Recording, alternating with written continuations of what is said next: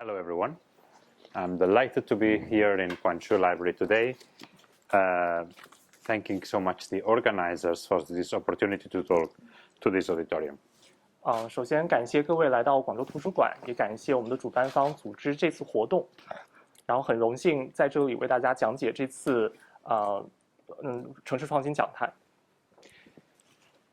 The topic of my talk today is the Sustainable Development Goals and the New Urban Agenda as guides to the contribution of cities, and I will focus in particular on large cities and metropolitan areas, to solving the great challenges faced by humanity at the moment.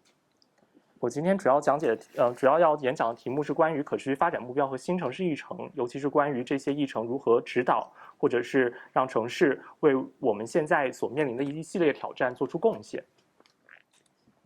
Before I go to the Sustainable Development Goals, I will talk about something which for a big part of this audience will sound like ancient history.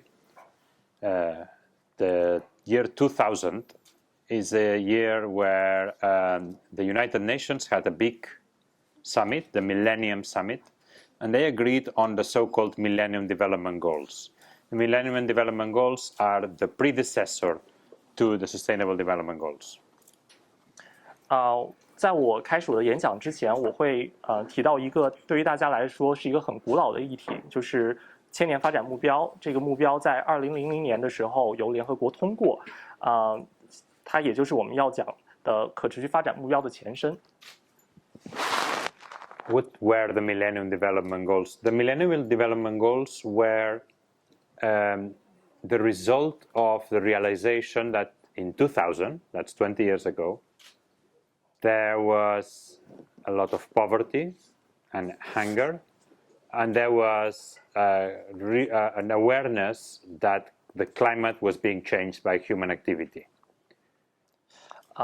千年发展目标背景是我们人类意识到了，在20年前，我们有很多诸如贫困或者是像饥饿这样的问题，大家也意识到了气候变化对人类的影响。However, there was also an awareness that poverty and ecological devastation were not inevitable, that there were resources and technologies that would allow, if well used, to put an end to poverty and to stop ecological devastation. 同时，人们也意识到贫困和生态破坏并不是不可避免的，我们可以通过妥善的利用资源来停止这样贫困和生态破坏。From this realization came a moral imperative. If it could be done, it had to be done, because we cannot allow so much current and future suffering to continue when the means to stop it are there. 我们意识到这些问题之后，我们也出现了一个道义上的要求，也就是说，我们可以行动，也必须去行动。我们不能允许当前和未来有如此多的痛苦。So here come the Millennium Goals. The Millennium Goals were 8 very specific targets that together meant that the humanity had a plan.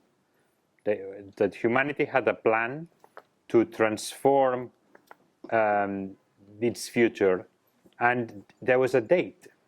The date was 2015.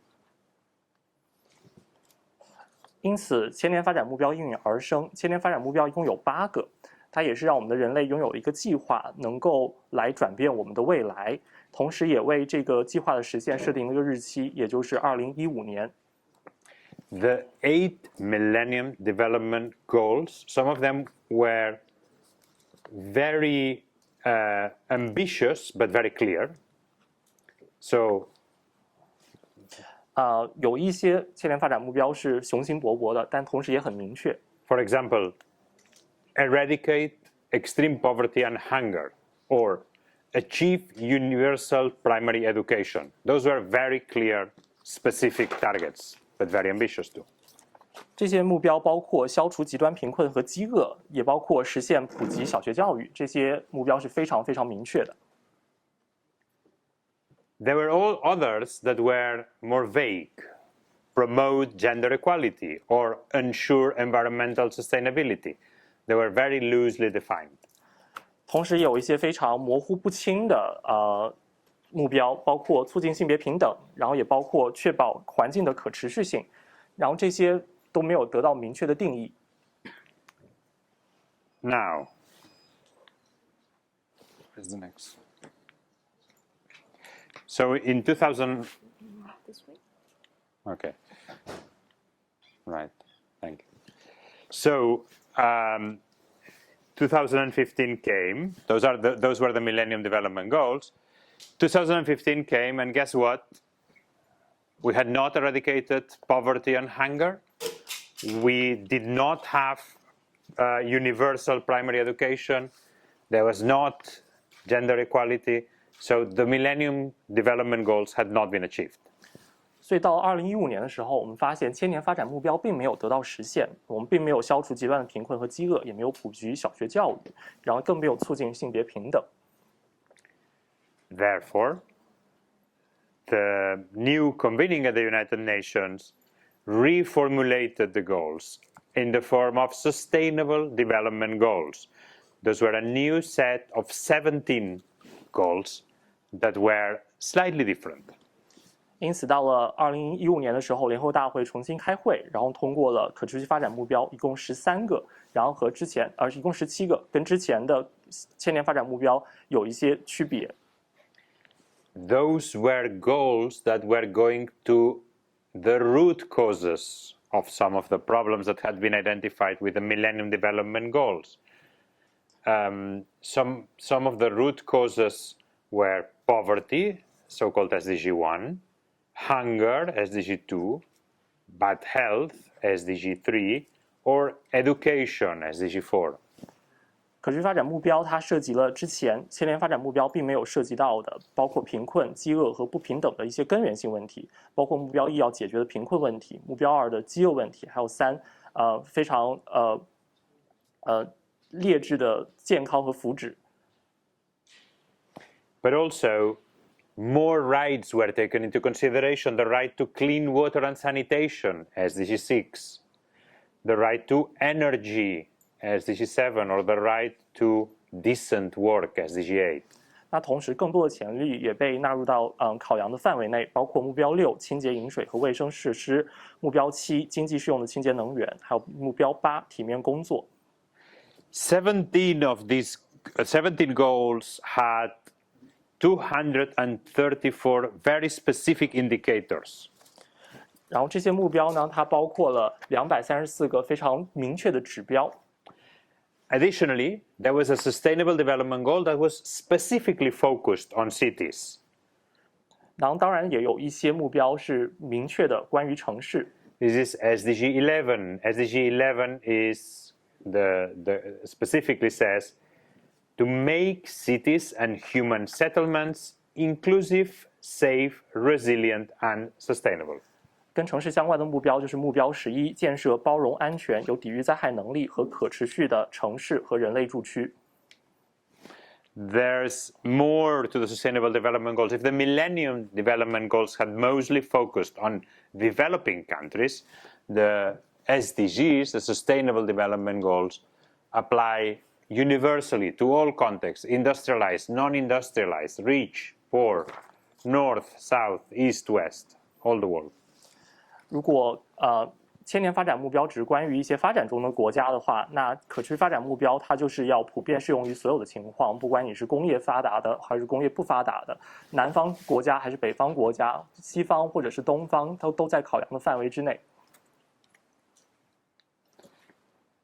So there was the Sustainable Development Goals, which had a very clear urban component.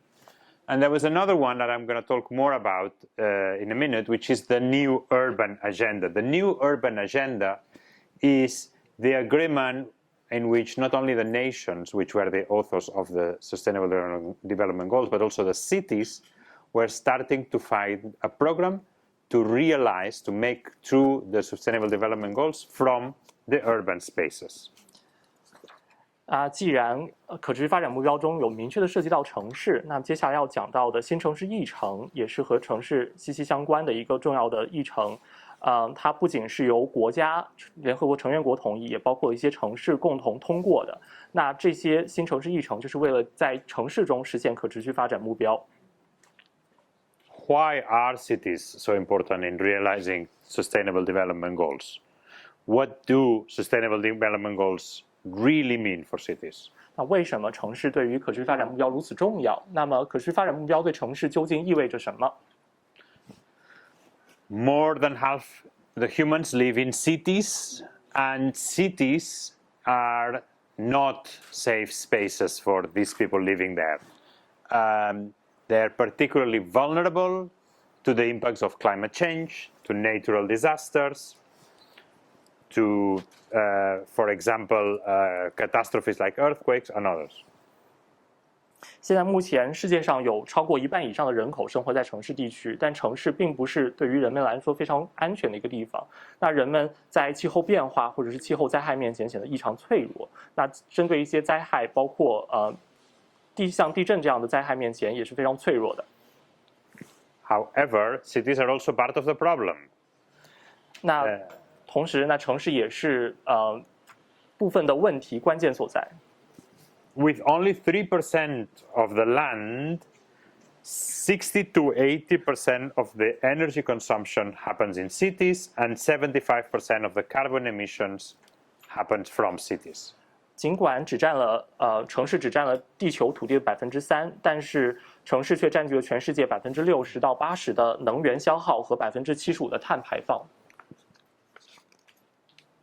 However, they can do many things because a big part of investment in key areas such as housing, water, transport, land use this part of this investment is at the hands of regional and city governments. Some estimates say that 60% of the investments that are crucial to the SDGs are at the hands of the cities in industrialized nations and up to 40% in the rest of the world. 所以说，在许多国家、城市和地区，在如水、住房、交通、基础设施、土地使用或气候变化等可持续发展领域，发挥着非常关键的重要作用。这些投资都是在城市的手上。在经合组织的数据上，2016年经合组织的城市和地区政府占公共投资总额的近60%，而这一数字在全世界范围内达到了40%。And 2/3 of the indicators that would mean success in the Sustainable Development Goals can only be achieved if city governments contribute, if there is a positive contributions from the city governments. 所以所有的可持续发展目标下面的具体指标，其中2/3必须要由城市的贡献才能够完成，才能够实现。So here comes the new urban agenda. The new urban agenda, as I said before, was set up by the United Nations, but this time also with the cities, not only the states. 所以我们就有了新城市议程。那新城市议程不仅是国家通过的，也是由城市共同通过的。And the new urban agenda will speak about 4 kinds of sustainability. 所以在新城市议程方面，我们将讲到4个方面的可持续性。Social sustainability, and by social sustainability, we're talking about things like empowerment of marginalized groups, gender equality, planning for marginalized groups, and planning that takes into account the different ages for children, for youth, for elderly people. 社会可持续性包括要增强边缘群体的权能，然后包括要涉及性别平等，要做出便利移民、少数族裔和残疾人的规划，也要应对人口老龄化的规划，然后做出全龄，包括儿童、青年还有老年人，对他们进行规划。Economic sustainability, so the creation of jobs and opportunities and keeping productivity and competitiveness in cities. 经济的可持续性就要求我们创造就业，还有更多的机会来维持生计，然后同时要维持城市的生产力和竞争力。Environmental sustainability, which has to do with, of course, climate change, mitigating the impact on climate change, but it also has to do with biodiversity and ecosystem conservation and with resilience and adaptation to the effects of climate change. 环境的可持续性要求我们去主动的缓解气候变化，然后同时要保护生物多样性，还有生态系统，同时也要涉及建立气候韧性，还有气候的适应性。And finally, spatial sustainability, how we use space. How we use space, on the one hand, in relation to fairness. Are we making an equitable use of space? Or are we giving the best space to some groups and depriving others from access to space? And it has also to do with density and how bringing people together allows for better mobility, less ecological footprint, less use of land, more space for nature-based solutions.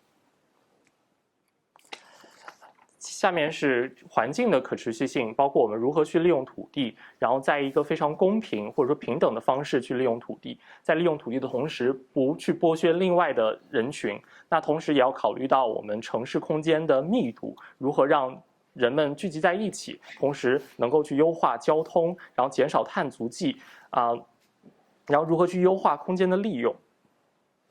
Now, how is this to be achieved?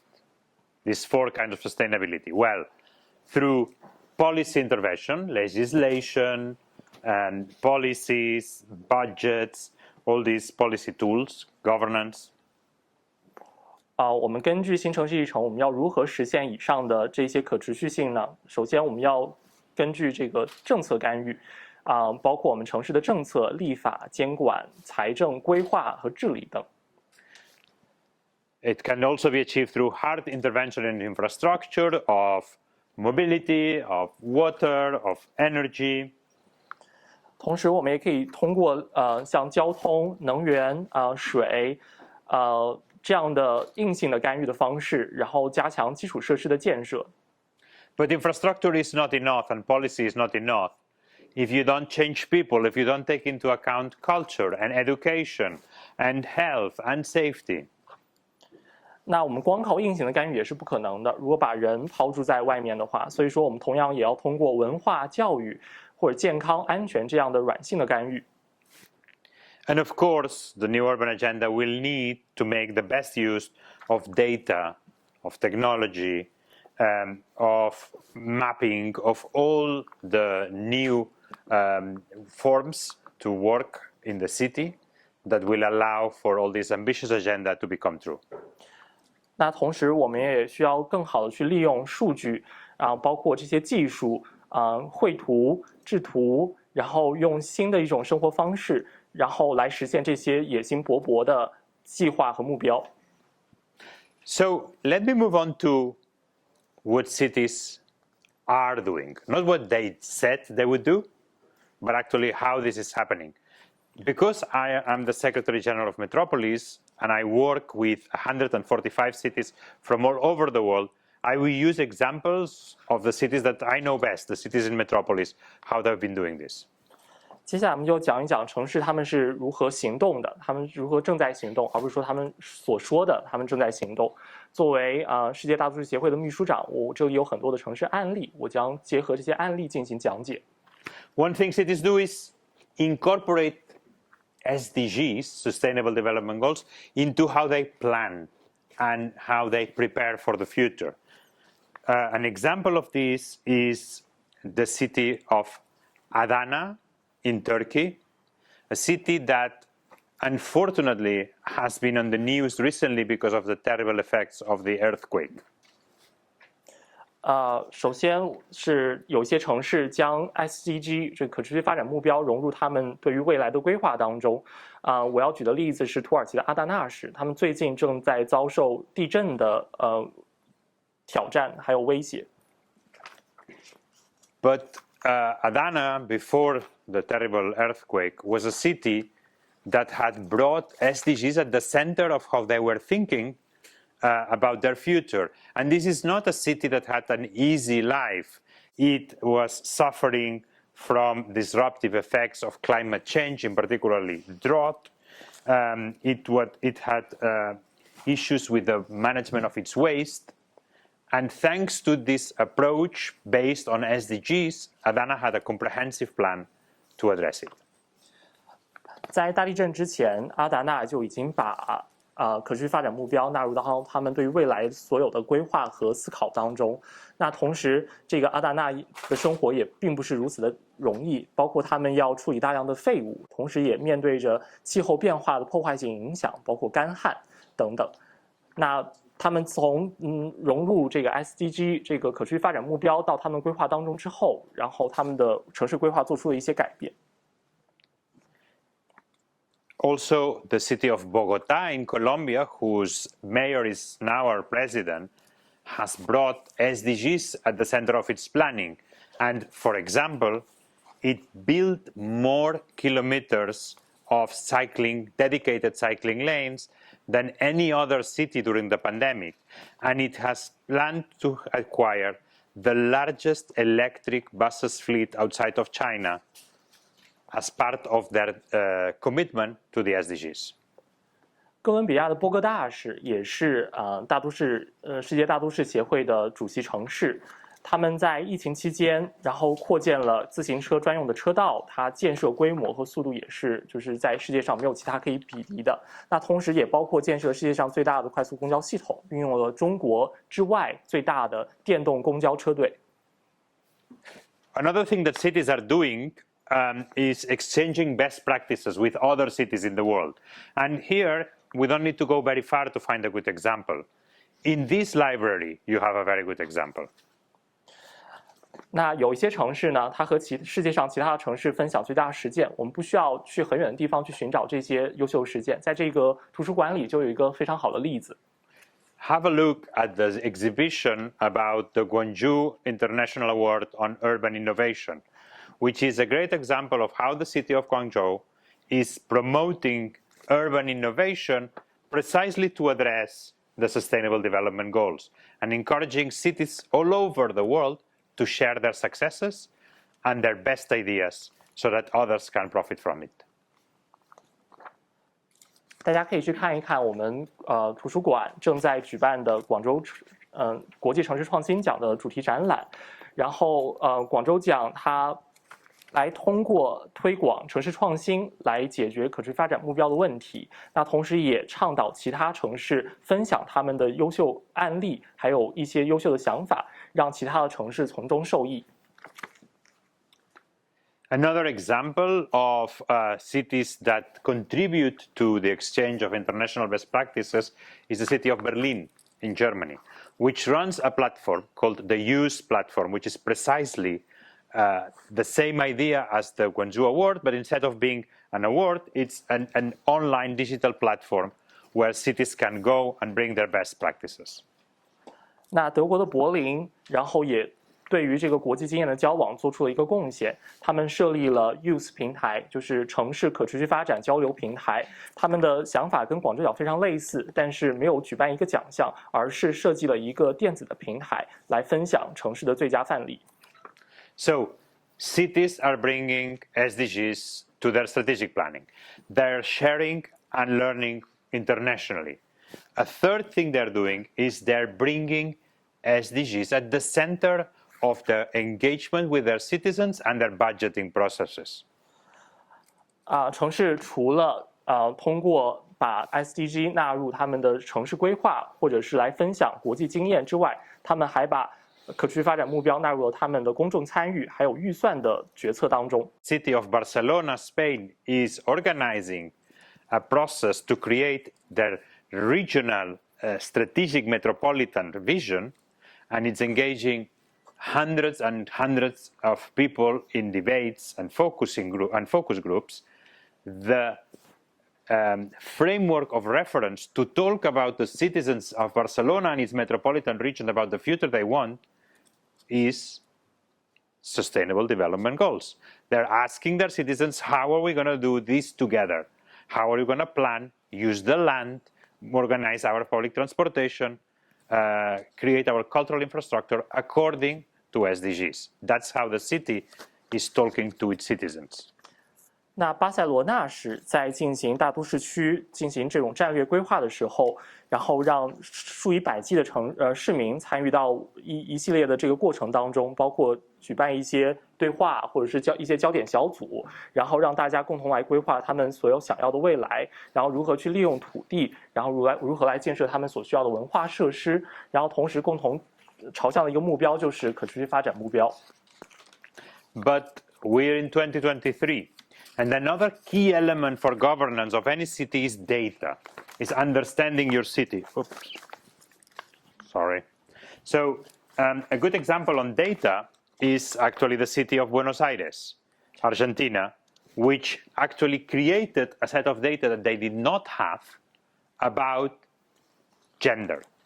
They realized they did not know enough about how women and men used public transport differently, had access to water that was not exactly the same, used parks or other public infrastructure differently. So they created a very complete set of gender segregated data so that they could follow up on their progress towards sustainable development goals. 那到2023年，许多城市也开始利用这种数据来规划他们城市，比如说阿根廷的布宜诺斯艾利斯，然后他们一开始没有关于性别之类的一些数据，后来他们就开始设计去统计，比如说男性和女性在公共交通方面，或者是在这个公园使用方面，在基础设施的使用方面有何不同，然后在此基础上呢，他们设立了一系列的指标体系。So, how do cities know they are doing well in their efforts to meet the Sustainable Development Goals? Where cities regularly can engage in an exercise called voluntary local reviews. This is a whole assessment of all your policies from the lens of Sustainable Development Goals. 那城市如何知道他们是否做得很好呢？那有一个非常好的实践或者说是训练的话，就是提交地方资源陈述报告，来报告这个城市在实现可持续发展目标方面的进展。And voluntary local reviews are a very common instrument. Guangzhou was the first Chinese city to have a voluntary local review of SDGs, but there's now hundreds of cities conducting their voluntary local reviews, looking at their own policies, at their own indicators, and trying to see whether they are making adequate progress towards the Sustainable Development Goals and the new urban agenda. 那这个自愿地方陈述是一个非常好的工具。那广州就是第一个提交了地方资源可持续发展目标地方资源陈述的中国城市。那同时有数以百计的城市正在去回顾他们的政策，他们去设立一系列的指标来追踪他们在实现可持续发展目标和新城市议程方面的进展。So, initiatives such as the Guangzhou Award, as I was mentioning before, that you can learn more about in this exhibition, are stimulating this international exchange and cooperation. 那我刚刚提到的这个广州奖，大家可以在这个展览中了解更多，然后正在去推动城市之间的相互学习与交流。I am the Secretary General of Metropolis, the International Association of Large Metropolis Cities and Metropolitan Areas, and what do we do about the Sustainable Development Goals? We do three things. 那我作为世界大都市协会的秘书长，那世界大都市协会是关于这些世界上大都市还有大都市区的一个组织。那我们是通过以下3个方面来做出我们的工作。We make sure the knowledge is shared and spread. 首先，我们要确保知识得到传播。We facilitate dialogue and cooperation between cities, especially transcontinental dialogue. Continental between Latin American and Asian cities, between African and North American cities, between Middle Eastern and European cities. 那同时我们也会去促进城市间的交流与对话，尤其是跨越大洲的这种洲际的对话，不论是拉丁美洲和欧洲，或者说是中东地区和欧洲之间的对话。And occasionally, we raise our voice together when progress can only be achieved with the support of international organizations and governments. We organize collectively the advocacy of the large cities of the world. 那同时，我们也知道，我们的声音要汇聚在一起，才能够让获得这个国际组织还有世界上所有的国家的支持，然后共同发出一个声音。Sorry. What is not working? Yeah, so the most important question. Is this leading to results? Are we on track? Are we going to meet the Sustainable Development Goals by 2030? Or are we going to fail again, like we failed with the Millennium Development Goals? 那一个非常重要的问题就是说，我们是否能够在2030年之前实现所有的可持续发展目标，或者说我们要会犯一个同样的错误，就是像千年发展目标一样，到了时间点我们没有完成这些目标。We are not doing very well. 所以说我们并没有做得很好。Part of it is understandable. The pandemic has stopped some of the most important progress. And for example, on education, we find that in some parts of the world, children have lost as much as 3 full school years. 那有一些原因是可以理解的，比如说新冠疫情，然后使得我们的一些进展停滞不前，包括在教育方面，世界上许多地方的儿童丧失了3到4年的学年。Some of it is not justified, and it is a lack of political courage and leadership in addressing the total transformations that are needed. 那有一些是不能得到解释的，或者说像是说缺乏政治的支持，或者说缺乏政治方面的领导力。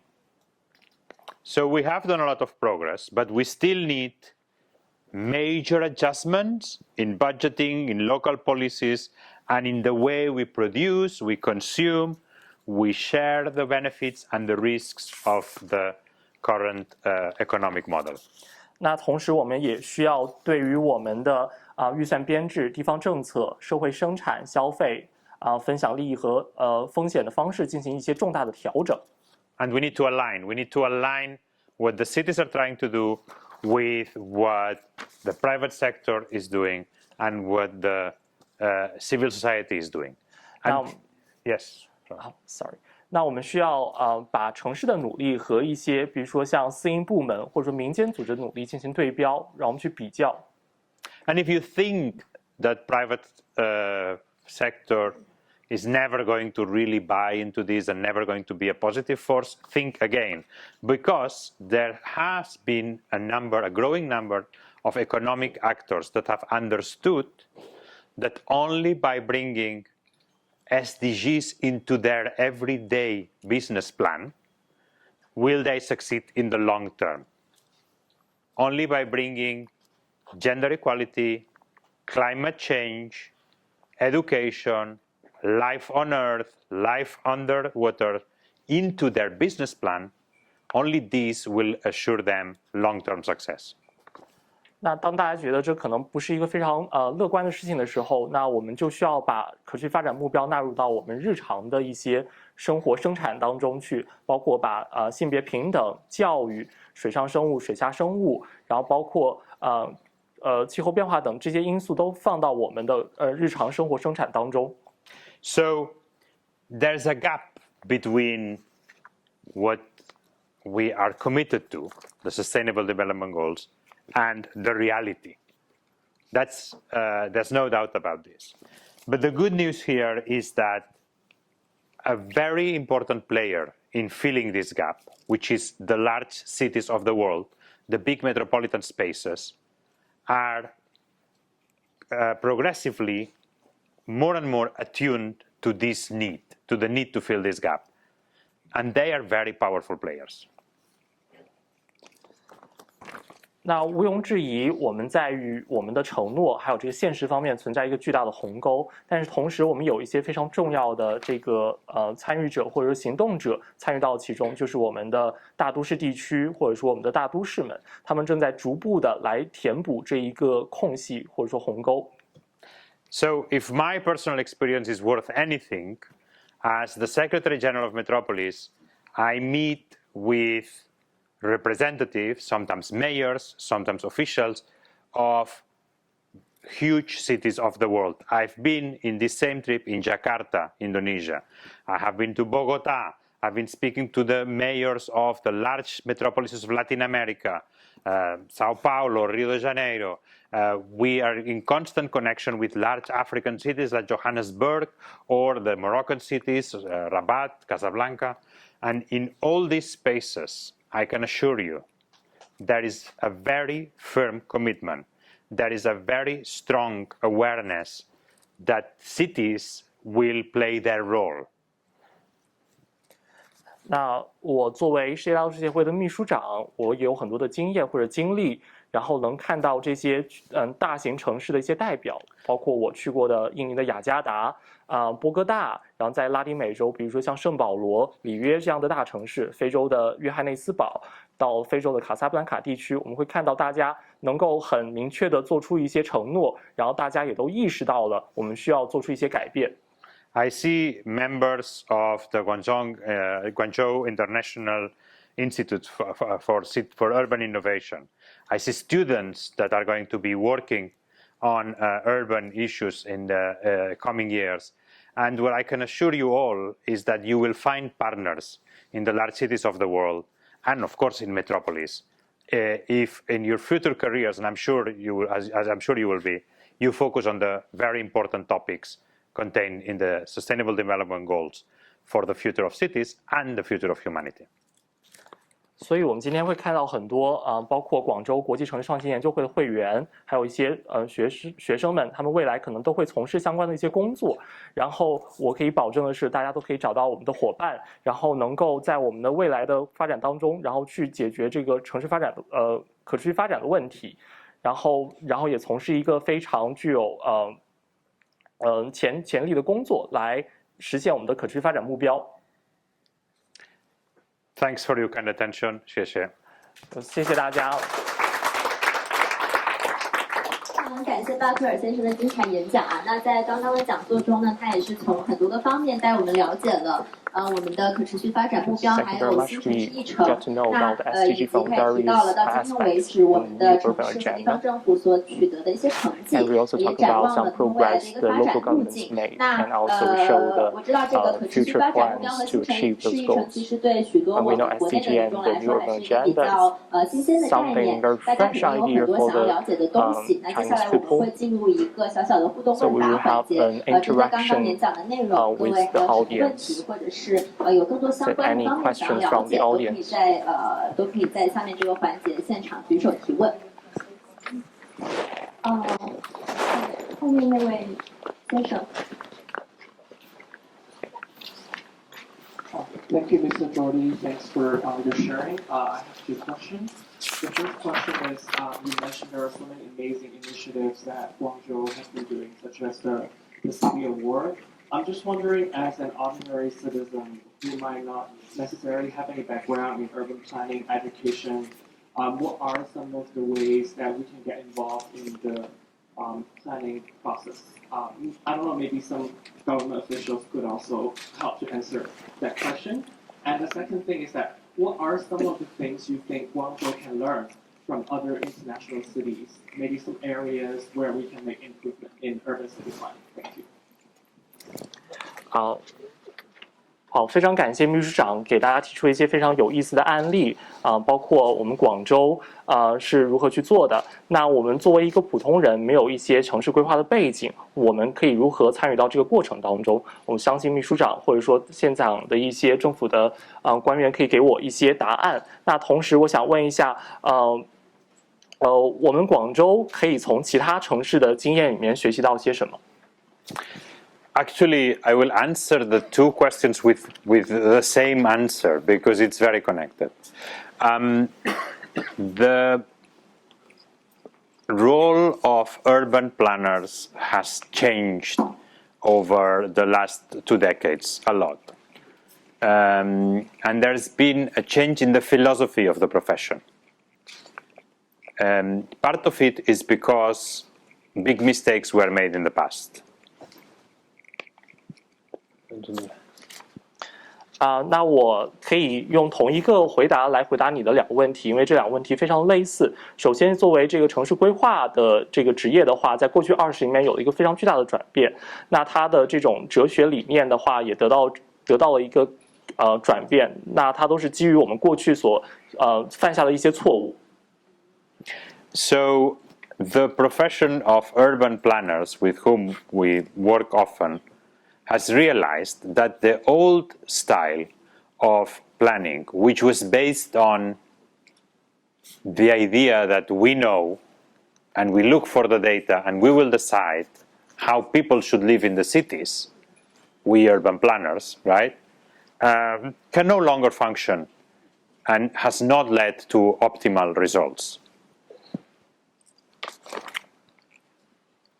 那现在的这些城市规划师呢，他们现在他们所工作的这个方式跟之前的这些方式是有非常显著区别的。那过去的这个方式呢，就是我们城市规划师自己去研究这些数据，然后来自己去决定我们市民要如何生活在这个城市里面，所以说得不到一个非常良好的结果。And the realization is that city planning without citizens is no longer an option. That only with the people who live in the city you can achieve the good plans for the city of the future. 那人们意识到了没有市民参与的规划是不是一个良好的选择？那我们必须得与市民共同做出规划，然后才能够实现我们未来的城市规划。So answering to your question then, first of all, there are excellent practices that Guangzhou and any other city in the world can look at. Those are practices of cities which have spent a lot more effort when thinking about their future development plans in understanding the preferences, the experiences, and the needs of people as expressed by themselves. Participatory processes of urban planning, of which there are many very good examples, are best practices that this city and many others can learn about.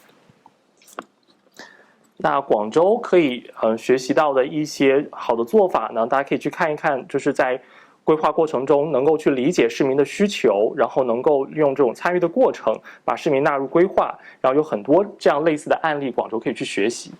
So I will not be able to answer your first question, but I will reformulate it. You are asking, how can I, a citizen, get involved in the planning of this city? My answer is another question. How could this city, a city of innovation and that is committed to sustainable development goals, not include you and any other citizen in their planning process? 那我会用我一个问题来回答你的第一个问题，也就是说，这些城市然后承诺要去实现可持续发展目标，如何能不把你们这些市民参与到这整个过程当中来？好的，感谢那位先生的提问以及巴克尔先生的回答。那还有没有其他观众想要提问的？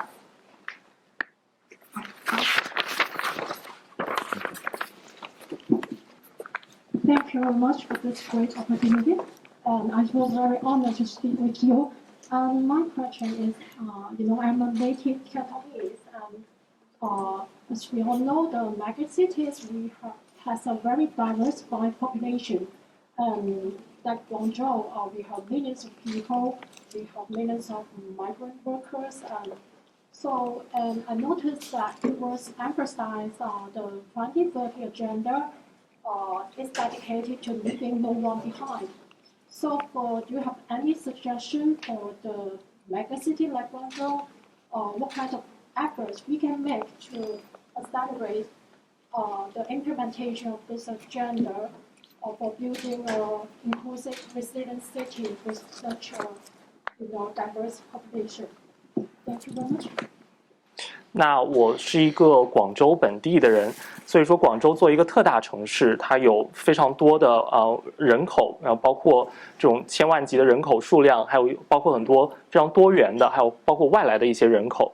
那我们刚刚提到的2030年议程说是要不让任何人一个人掉队，那么这些特大城市可以如何加速2030年议程的实现？如何来去打造这个可持续或者韧性的城市？ So this is a great question because it's one of the big difficulties of all large diverse metropolises. What are the key places to avoid segregation, to avoid exclusion, to avoid leaving people behind? And I think most cities would agree that there's four very, very important factors to bring into consideration. The first one is spatial segregation. If we leave some areas disconnected from the city, if we leave some people in situations where they have to spend the best part of their day to get to work, to get to a hospital, to get to buy food, whatever it is, then that's not going to work. 这是一个非常好的问题，因为这也是许多特大城市所面临的共同的难题。然后他们都要去思考如何避免这种社会的分化，如何不让任何人掉队。那我有4个方面的努力可以去做。首先是要避免这个地区的分化。那包括我们这种工作就医的话，如果让大家分隔得太远的话，那这个城市是无法正常运转。An example of this is many Latin American cities. Ciudad de México, Medellín, Bogotá, Quito had a situation where very poor groups of people coming from rural areas had been creating informal settlements in hills, in very steep areas. And those were very isolated areas of town. So they've used a very clever solution, which is they've used the same cable cars that are used in ski stations, right? They've used them as public transport for those marginalized areas. And it's wonderful because it's cheaper than building roads that will go around and having to rebuild the whole area. And it's allowing these people to be connected to the city again. So that's an example of space as a means of inclusion or exclusion. 那有一个很好的例子，就是比如说在一些很多的拉丁美洲城市，包括像墨西哥城、基多、麦德林这些，有大量的农村人口涌入到城市里面，然后他们在这些山坡上修建了很多非正式的住区。那它有一个很聪明的解决方法，就是利用像滑雪场这样的缆车来运送这些市民居民，让它比在这个山坡上修路要更便宜，然后同时也能够让这些人能够达到这个城市里面。A second area, so I've said to include marginalized groups. First, I've said it's space. The second important is public services.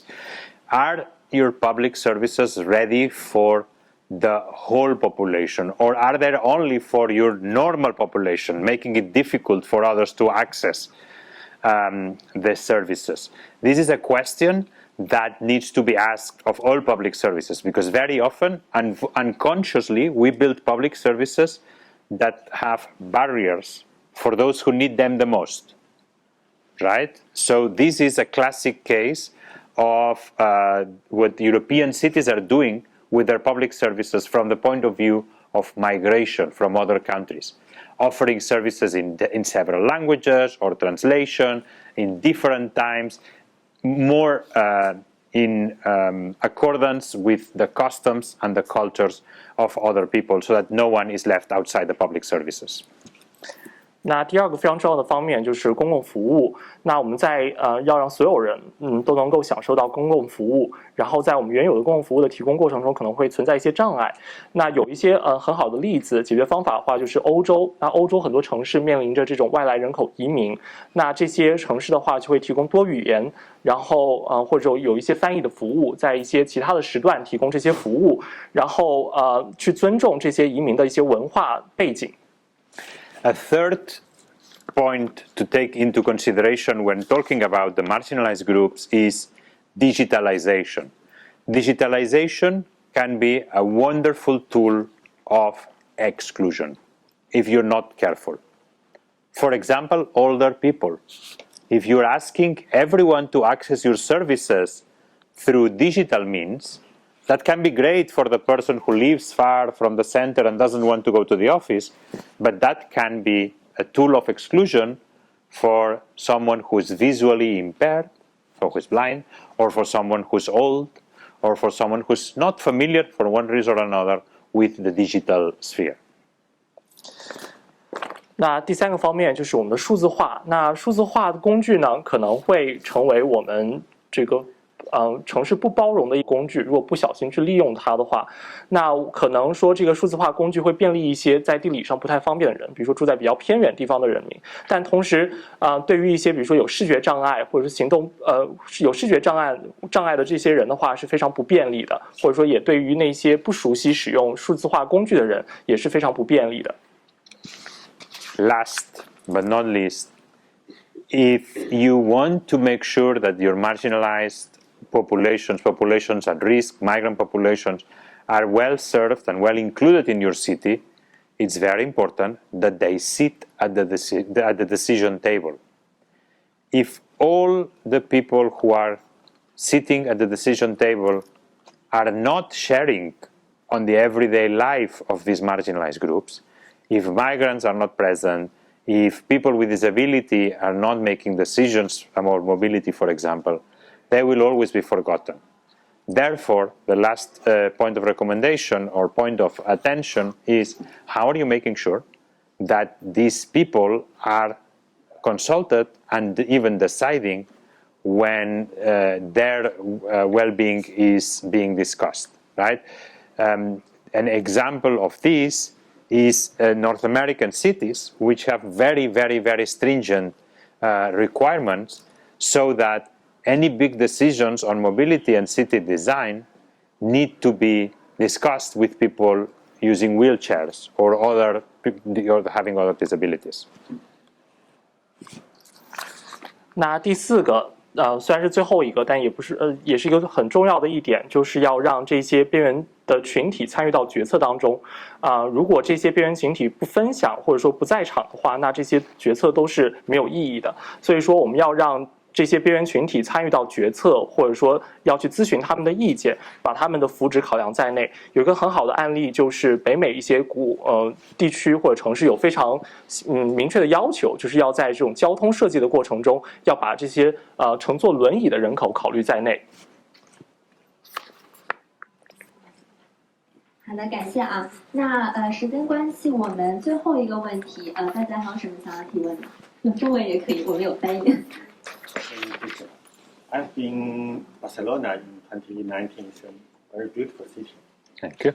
I want to know would you please give me some example for education for sustainable development? Maybe it's play important role for the agenda. Second, how do you think about the new concepts such as sponge city or no-waste city? Thank you. So on the first one, look, I will give you not the example of a very large city, but of a very small town.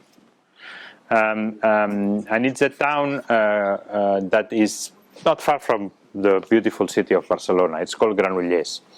Granollers, this small town in northeast Spain, has decided they want to be an educational city. What does it mean? Education doesn't only happen in schools. It happens in streets, it happens in families, it happens in television, it happens in museums. But when we talk about education, we just think about the schools. And then we say, how do we teach the SDGs in the schools? That's not enough. Because we're asking too much from the school cannot cover everything, and also because we're wasting the resources of the libraries, the resources of the public media, the families that want to do things, the shape of the parks. So how do you do education for sustainable development goals? Is go beyond schools.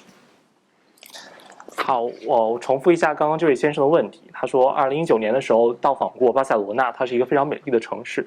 那么他想了解一些有关可持续发展教育的一些案例。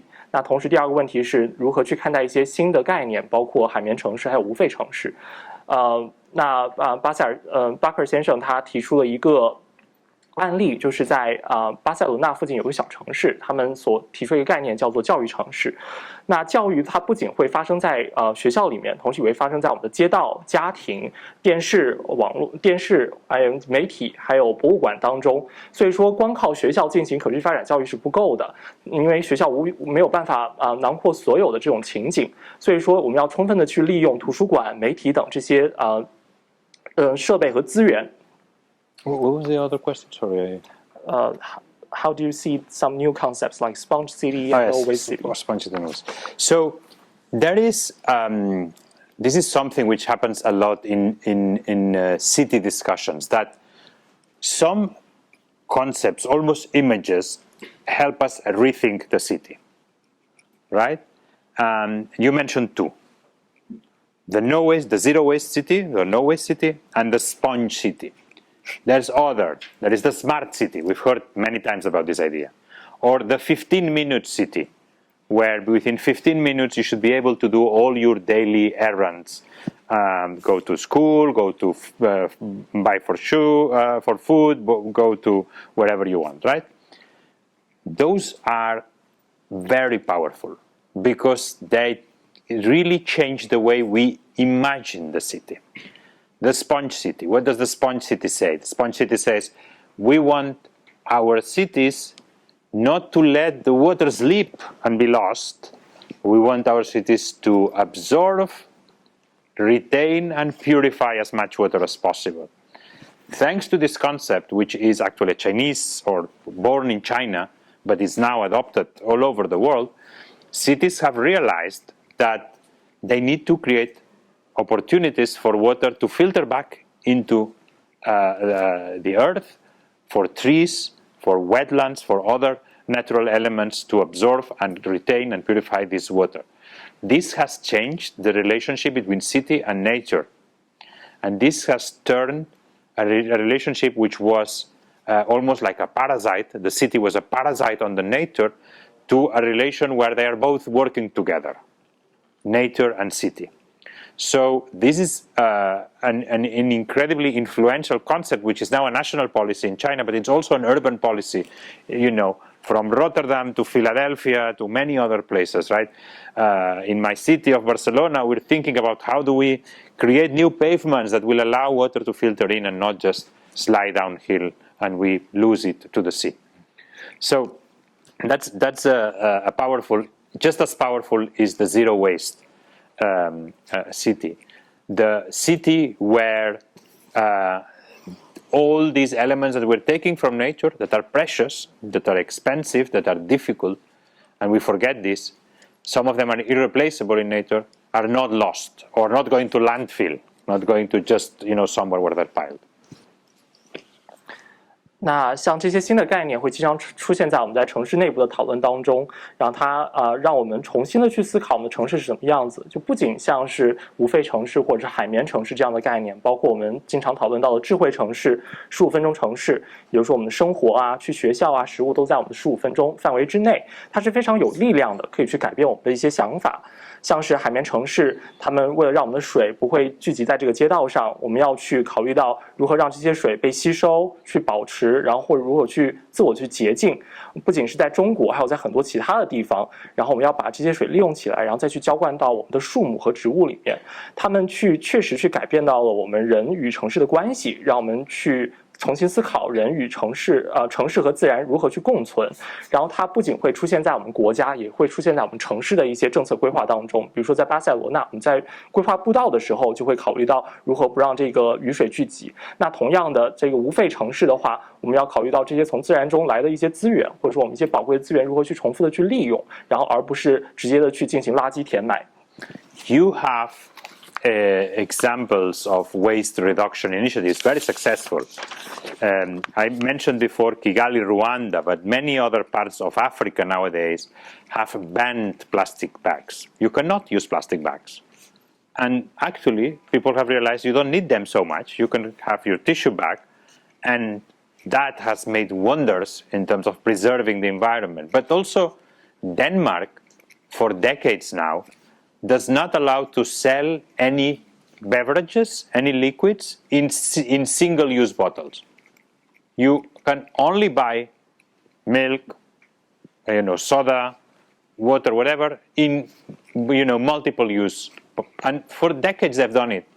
No problem. The Danes drink the same things that we all drink, but they've organized it differently. So you had this, but the idea of the zero waste, it's more powerful.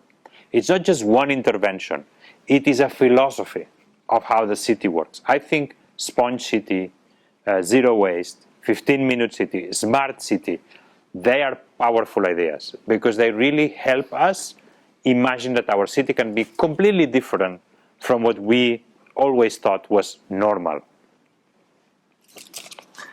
另外一个减少垃圾的案例是在卢旺达的基加利，他们早早的就禁止了塑料袋的使用。后来人们也意识到，可能我们并没有那么需要这种塑料袋，可能用自己的布袋也可以实现同样的效果。那同时，像丹麦，他们很多年前，是数十年前就已经不让去使用一次性的包装品，像是水、牛奶这样的瓶子的话，都不是一次性，而是可以重复使用的。